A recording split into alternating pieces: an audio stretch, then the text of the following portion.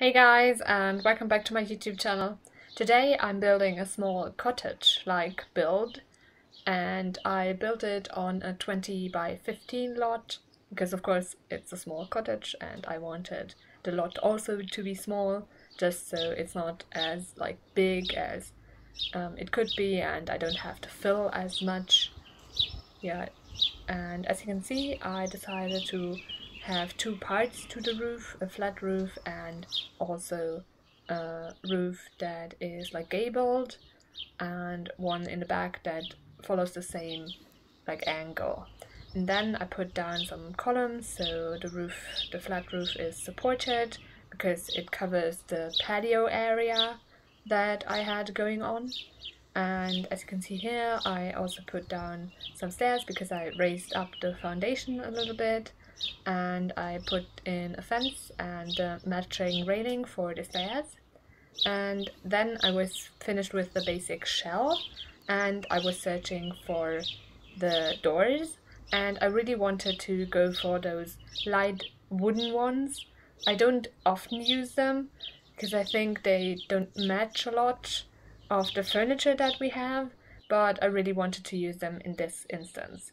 And you can see me struggling to find the right flooring for them, and in the end I decided to go for white, which makes the whole build really white, but I thought that I could contrast that with some of the interior walls, so they are quite dark.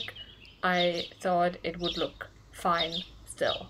And I decided that I would use other dark wood tones to offset the white a little bit and make it look less starkly bright as it could be. And now I'm putting down the patio furniture. I put down some planter boxes in the front and also some seating in the front.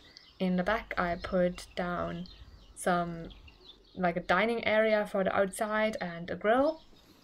And then I moved on to the windows, and at first I went for those white ones, but I decided that I didn't like the look of the white ones next to the wooden door that I had going on, so I decided to change the windows to the really long ones and those shorter ones with the 3 partitions. And I think it looks better like that. It matches better. The hardware is, or the wood tones are the same. And as you can see here, it didn't quite match up with the tiles from the outside, but I thought from the side it isn't quite as important as the the view from the inside.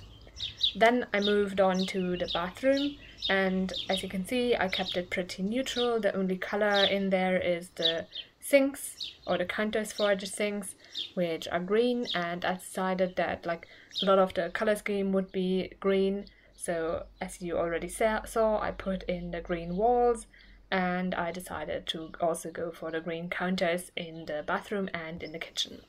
And as you can see here, I wanted to put the stove centered, but that wasn't possible because it's a 4-tile wide space and the counters don't really work all that well like that.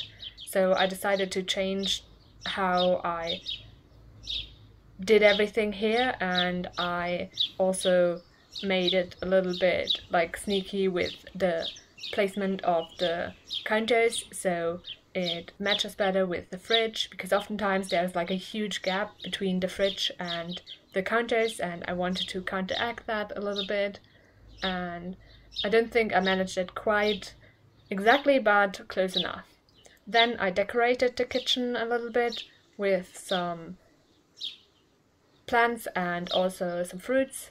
And then I moved on to the dining area, and it's a little bit in a weird space because it's in between those diagonal walls, and I thought about doing the dining area diagonal as well, but in the end I decided against that, just because I thought it looked weirder if it was diagonal. Then I moved on to the living area, the office area, and also the play area with the chess table, and put those things down. And then I also put down a bookcase in between the entrance area and the office area. And I also put down some decorations for the entrance area. There's a lot of wasted space here in the middle, but I didn't really want to put anything else in there. I thought about putting something like a chess table or the kites table down, but it just was too big for me, at least. It just looked weird, honestly. And in the end I was okay with the wasted space.